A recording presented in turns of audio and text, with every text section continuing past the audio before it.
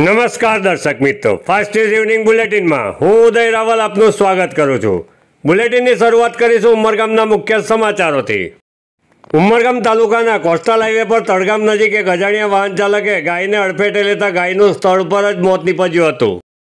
અકસ્માતની ઘટના બાદ સ્થાનિકોમાં રોષની લાગણી જોવા મળી રહી છે। મારું નામ તેજલબેન ગણેશભાઈ પટેલ છે। તળગામ નયનગરીમાં રહીએ અમે। અમારે અહીંયા રાત્રે 9 વાગે અકસ્માત થયેલું છે ગાય માતાનું। સભ્યને 9 વાગે અમે ફોન કર્યો કે સરપંચને જાણ કરે। સભ્યએ કીધું કે હા જાણ કરું। સવારે અમે પાછો સભ્યને ફોન કર્યો કે તમે સરપંચને જાણ કરી? તો હા કરેલી છે એમ કીધું। પણ મેં સરપંચને જ્યારે ફોન કર્યો તો સરપંચે એમ કીધું કે સભ્યનો ફોન નથી આવેલો। તો અમે કીધું તો આવું થયેલું છે તો તમે શું કરવાના? તો અમે ગાડી મોકલાવીએ, તમે શાંતિ રાખો। અહીંયા લાઇટ નથી એટલે આ અકસ્માત 2-3 દિવસે થતું રહી। વલસાડ જિલ્લામાં લોહીની અછતને પહોંચી વળવા સ્વયંસેવી સંસ્થાઓ અને ઔદ્યોગિક એકમો દ્વારા સમયાંતરે રક્તદાન શિબિરનું આયોજન થતું જોવા મળે છે। ઉમરગામ જીઆઈડીસી વિસ્તારમાં બિલેટ્સ કંપનીના માલિક ચિરાગભાઈ પટેલના જન્મદિવસ નિમિત્તે રક્તદાન શિબિરનું આયોજન કરવામાં આવ્યું હતું। કંપની દ્વારા છેલ્લા 10 વર્ષથી રક્તદાન શિબિરનું આયોજન થતું જોવા મળે છે। બિલેટ્સ કંપની ખાતે રક્તદાન શિબિરના કાર્યક્રમને સફળ બનાવવા વલસાડ રક્તદાન કેન્દ્રના સેવાભાવી ડોક્ટરો અને સહયોગી મિત્રો તેમજ એચડીએફસી બેંકના કર્મચારીઓએ મહત્વની ભૂમિકા ભજવી હતી। રક્તદાન શિબિરમાં યુવાનોએ ઉત્સાહભેર ભાગ લીધો હતો। બિલેટ્સ કંપની દ્વારા તમામ દાતાઓને સ્મૃતિ ભેટ અને સર્ટિફિકેટ આપી સન્માનિત કરાયા હતા। રક્તદાન મહાદાનના સૂત્રને અનુસરી 50થી વધુ દાતાઓએ આજના રક્तदान शिविर में रक्तदान કર્યું હતું। वलसाड डिस्ट्रिक्ट में आजकल बहुत ब्लड की शॉर्टेज है, तो वो शॉर्टेज की वजह से हर साल वलसाड डिस्ट्रिक्ट के अंदर बहुत सारे कंपनियां ने ब्लड डोनेट करते रहते हैं। उसमें से हमारा कंपनी बिलेट्स इलेक्ट्रोवर्क प्राइवेट लिमिटेड करीबन 10 साल से ब्लड डोनेट करके आ रहा है। ये ब्लड डोनेशन हमारा चिराग सर उनका बर्थडे का दिन होता है, और मैं अनुरोध करूंगा कि सब जितने सारे उमरगांव में जितनी कंपनियां हैं, अगर यही चीज़ को हर साल थोड़े थोड़े यूनिट भी सब कंपनी ब्लड डोनेट करते तो हमारा वलसाड डिस्ट्रिक्ट का जितना भी ब्लड का शॉर्टेज है वो फुलफिल हो सके।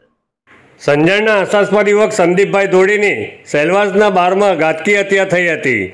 ભોગ બનનાર યુવકના પરિવારને સાંત્વના આપવા ઉમરગામ તાલુકાના આગેવાનો તેમજ વાસદાના ધારાસભ્ય અનંતભાઈ પટેલ તેઓના નિવાસસ્થાને આવી પહોંચ્યા હતા। વહેલી સવારે ધારાસભ્ય રમણભાઈ પાટકર અને સંજણના ઉપસરપંચ અને કન્વીનર કનુભાઈ સોનપાલ સહિતના આગેવાનો પીડિત પરિવારને સાંત્વના આપવા તેઓના નિવાસસ્થાને આવી પહોંચ્યા હતા। ત્યારબાદ બપોરે વાસદાના ધારાસભ્ય અનંતભાઈ પટેલ અને ઉમરગામ તાલુકા કોંગ્રેસના આગેવાનો અને સામાજિક સંસ્થાના આગેવાનો સહિત સ્નેહીજનો અને મિત્રો મોટી સંખ્યામાં પીડિત પરિવારને સાંત્વના આપવા આવી પહોંચ્યા હતા। એનું ખૂન થઈ ગયું ત્યારબાદ જે એફઆઈઆર કરવામાં આવી દાદરાનગર હવેલીમાં, એમાં ત્યાંના માલિકોનું નામ ન હતું। એટ્રોસિટી એક્ટ મુજબ જે ફરિયાદ દાખલ થવી જોઈએ દાખલ થઈ ન હતી, અને પરિવારજનો જે એમની 2 દીકરી છે નાની, અને ઘરમાં એક જ જણ કમાનાર હતો, ત્યારે એમને 50 લાખ જેટલું વળતર માટેની માંગણી પણ પરિવારજનોની સાથે અને આગેવાનોની સાથે આદિવાસી સમાજની સાથે ચર્ચા કરીને મૂકી છે।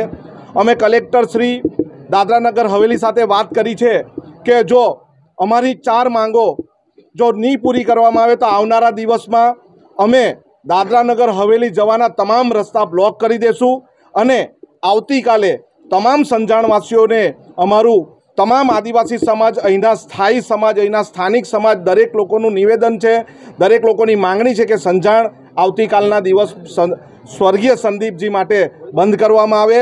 અને અમારી માંગણી કલેક્ટરશ્રી હમણાં નથી એટલે અમે 2 દિવસ પછી જઈને અમારી માંગણી મૂકીશું। અમારી માંગણી ન પૂરી કરવામાં આવે તો અમે ઉગ્ર આંદોલન કરીશું।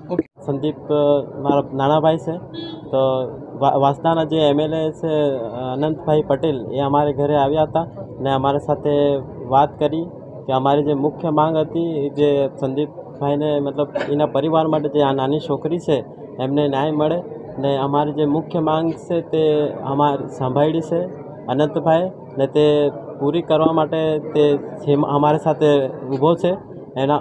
એમના માટે અમે આભાર માનું છું।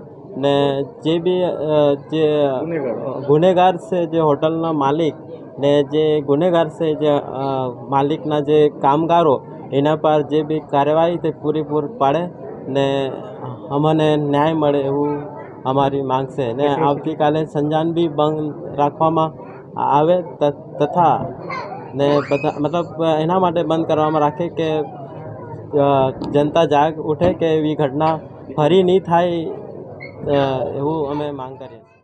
પારડી તાલુકાના નેવરી સડક ફળિયા નજીકથી પૂર ઝડપે પસાર થઈ રહેલી પિકઅપ વેને રિક્ષાને જોરદાર ટક્કર મારી હતી. ટક્કર વાગતા રિક્ષા ટેમ્પો સાથે અથડાઈ હતી. અકસ્માતમાં 2 મહિલા અને 1 યુવકનું મોત નીપજ્યું હતું. ઘટનામાં રિક્ષા ચાલક ગંભીર રીતે ઇજાગ્રસ્ત થતા તેને સારવાર અર્થે હોસ્પિટલ ખાતે ખસેડવામાં આવ્યો હતો.